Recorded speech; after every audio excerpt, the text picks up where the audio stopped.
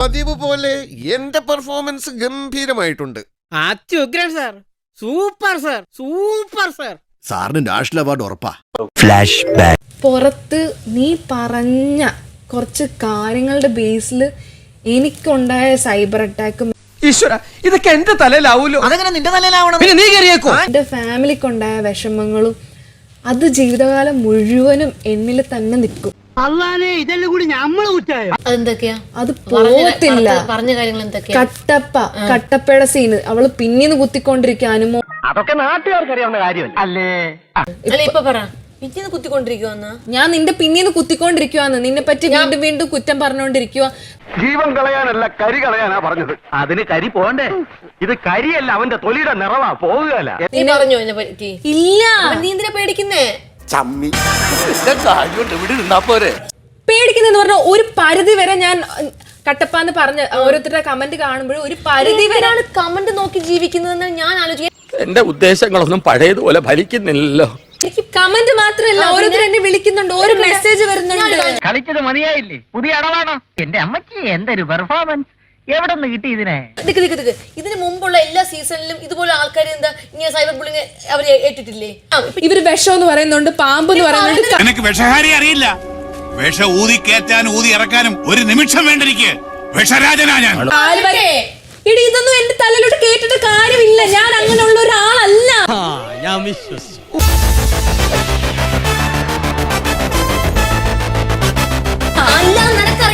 പക്ഷെ പുറത്തുള്ള ആൾക്കാർ അങ്ങനെ വിചാരിക്കുന്നേ. ഇപ്പൊ കാണുന്നവർ പറയും അവൾ അങ്ങനത്തെ ഒരാളല്ല.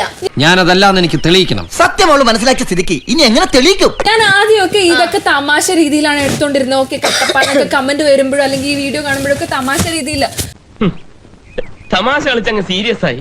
പിന്നെ ഓരോരുത്തരുടെ റിയാക്ഷൻ വീഡിയോ, ഓരോരുത്തർ എന്നെ എന്തൊക്കെ വൃത്തിയുടെ പറയുന്നത് അറിയാം. അയ്യോ, ഇങ്ങനെയൊക്കെ പറഞ്ഞ എങ്ങനെ? ഞാൻ അങ്ങനെയുള്ള ഒരുത്തനാണോ? എല്ലാത്തിനും നാട്ടുകാർ എന്റെ മണ്ടക്കാരൻ പറഞ്ഞു നീ പാടാ നാണം കെട്ട എന്നെ ജീവിക്കാനും സമ്മതിക്കില്ല എന്ന് വെച്ചാ. പലതവണ ഞാൻ കണ്ടിട്ടുണ്ട്. നമുക്ക് വേണമെങ്കിൽ മിണ്ടാമായിരുന്നു, നിനക്ക് വേണമെങ്കിൽ എന്നെ മാത്രം പറയരുത്, നിനക്കും വേണമെങ്കിൽ മിണ്ടാമായിരുന്നു. ജോസപ്പേ, കുട്ടിക്ക് മലയാളം അറിയാം. എടി, ഞാൻ നിന്റെ അടുത്ത് വന്നപ്പോഴേക്കും നീ മാറിപ്പോയിക്കൊണ്ടിരിക്കുക. നീ ഒന്ന് ശരിക്ക് തള്ളേ. ഞാൻ ശരിക്ക് തള്ളുന്നുണ്ടോ?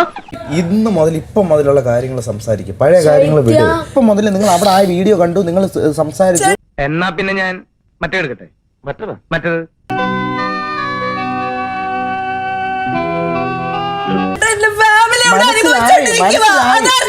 മനസ്സിലായി. എനിക്ക് സഹിക്കാൻ പറ്റില്ല.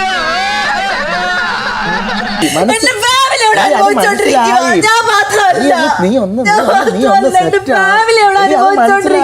എന്റെ ഡാഡി പറഞ്ഞാലുണ്ടല്ലോ ഒറ്റടത്തിനെ പറഞ്ഞു വിടില്ലട്ടാ. അത് വെറും ആക്ടിംഗ് ആയിരുന്നു, നിനക്ക് മനസ്സിലായില്ലേ? അയ്യോ, ആക്ടിംഗ് ആയിരുന്നു, മനസ്സിലാവേ ഇല്ല. അതാർക്കും പറഞ്ഞാൽ മനസ്സിലാവത്തില്ല. പുറത്തെനിക്കൊരു ലൈഫ് ഉണ്ട്. വെറുതെ കിടന്ന് ഒച്ച വയ്ക്കലടി വട്ടുപിശാശൻ. ഒരു കാര്യമില്ല, ഓരോ പേരിട്ട് തലയിലോട്ട് കേറുന്നത്. അതാർക്കും പറഞ്ഞാൽ മനസ്സിലാവത്തില്ല. ഇതൊക്കെ എന്തോന്ന് കരച്ചില് മോനെ. ഇതിനേക്കാൾ ഉറക്കെ ചങ്കു പൊട്ടി കരഞ്ഞിട്ടുണ്ട് ഞാൻ. ഒരു രാത്രി മുഴുവൻ തിരിഞ്ഞു നോക്കിയില്ല ഇവര്. എനിക്ക് എന്ത് വന്നോട്ട് കുഴപ്പമില്ല. എന്റെ അച്ഛനും അമ്മയും കരഞ്ഞോണ്ടിരിക്കുക. ഇന്ന് ഞാനില്ലാത്തതുകൊണ്ട് എന്റെ അപ്പൻ ജലപാനം പോലും ചെയ്തിട്ടുണ്ടാവില്ല. അയ്യോ, ഇനി പറയണ സാർ, എനിക്ക് അഭിനയിക്കാൻ അറിയില്ലേ? ഞാൻ നന്നായിട്ട് അഭിനയിച്ചില്ലേ? ആ ഒരു ടൈമിന് വേണ്ടിയിട്ട് കൂടെ നിന്ന് ചിരിച്ച് കളിച്ച് നിൽക്കാൻ പറ്റും. ആക്ടിങ് അത്ര സിമ്പിളാണ് എന്നെനിക്ക് കാണിച്ചു തന്നത് അനുമോളാണ്. Thank you for that. കുറെ നേരത്തേക്ക് എന്നെ കളിയാക്കി ചിരിക്കലായിരുന്നു. വല്ലാണ്ടിരിക്കാൻ പറ്റുമോ? എനിക്ക് അത്രയ്ക്ക് ദേഷ്യം വന്നു. അനുവിനെ പോലെ PR കൊടുത്തിട്ടാണ് ഞാൻ വന്നിരുന്നെങ്കിൽ ഉറപ്പായിട്ട് ഞാനിവിടെ നിന്നാണ്. അയ്യോ മേഡം ഭയങ്കര തമാശക്കാരിയാണല്ലോ, ഇത്രയും ഞാൻ പ്രതീക്ഷിച്ചില്ല. പിന്നെ ഒരു കാര്യം, അനു പറഞ്ഞല്ലോ 16 ലക്ഷം 15 ലക്ഷം കൊടുത്ത കാരണം ഇവിടെ എല്ലാരും മാനിപ്പുലേറ്റ് ചെയ്യുന്ന. നല്ല അനു ബോധത്തോടെ ആലോചിച്ച് നോക്ക്. എന്റെ അടുത്ത് ശൈത്യടുത്തൊക്കെ അനു പറഞ്ഞതാ കറക്റ്റ് എമൗണ്ട്. വാ തുറന്ന് ഒരു അക്ഷരം മിണ്ടായിരുന്നാ മതി. എന്ത് ചോദിച്ചാലും ഗമേ തട്ടി മൂളിക്കണം. ഞാനും ഈ കേസുമായിട്ടുള്ള ബന്ധം ഇവൻ കൊന്നു സമ്മതിക്കുമ്പോ നീ അത് കണ്ടു എന്ന് പറയുന്ന ദൃക്സാക്ഷിയാവണം. ഇല്ല ശൈത്യ പറഞ്ഞിട്ടില്ലേ? ഈ കണ്ണോണ്ട് ഇയാള് കണ്ട്, ഈ കാതോണ്ട് ഇയാള് കേട്ട്. അനു എല്ലാം ഒന്നും അറിയാത്ത ഒരു ആ കാശ് എനിക്ക് ഇവിടെ വരേണ്ട ആവശ്യമില്ല.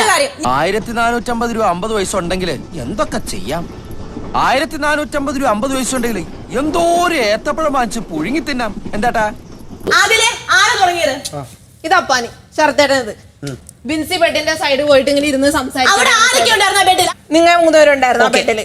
സംഗതി നമ്മൾ ചെയ്യുന്നത് ചീപ്പാണെങ്കിലും അതിന് സ്റ്റാൻഡേർഡ് വേണ്ടേ? നിങ്ങൾ 2 പേരും അന്ന് തെല്ലത്തി സൈഡ്, അക്ബർക്ക് ഇപ്പുറത്തെ സൈഡ്. ഇവിടെ തെല്ലത്തിരുന്ന് ഡ്രസ്സാണ് താഴും കേറും നമ്മളാണ് സ്റ്റിച്ച് ചെയ്യുന്നത്. അത് കൊച്ചമ്മ പറയാതെ എനിക്കറിയില്ലേ. അപ്പൊ പറഞ്ഞു ബിൻസിന്റെ ക്ലീവേജ് ഒക്കെ കാണിച്ച് അവിടെ പോയിരിക്കുന്നുണ്ടില്ല എന്താ അല്ലേ അങ്ങനത്തെ ഉള്ളൊരു സംഗതികൾ പറഞ്ഞിട്ടുണ്ട്.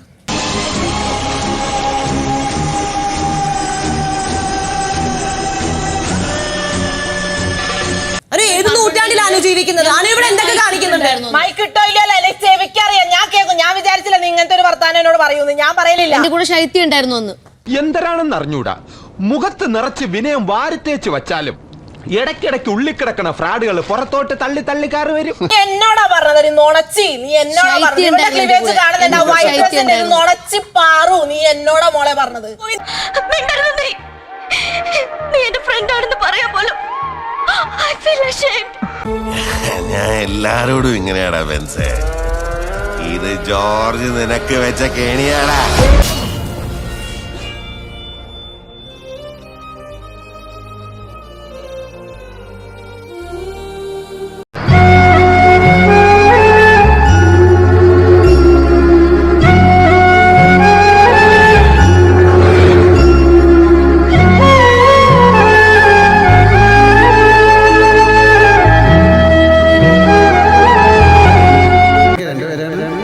നമുക്ക് സങ്കടം വരുന്നു കണ്ടിട്ട് കണ്ടതറിയാം.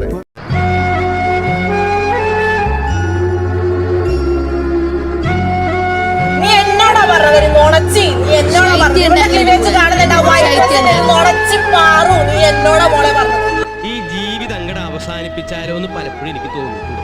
പിന്നെ വിചാരിക്കും ഈ ലോകത്തെ സുഖങ്ങൾ മാത്രം അനുഭവിക്കാനല്ലല്ലോ കർത്താവ് നമ്മൾ ഇങ്ങോട്ട് അയച്ചിരിക്കുന്നത്. നീ വെറും കള്ളക്കരച്ചിലും മാത്രമായിരുന്നു ഇവിടെ.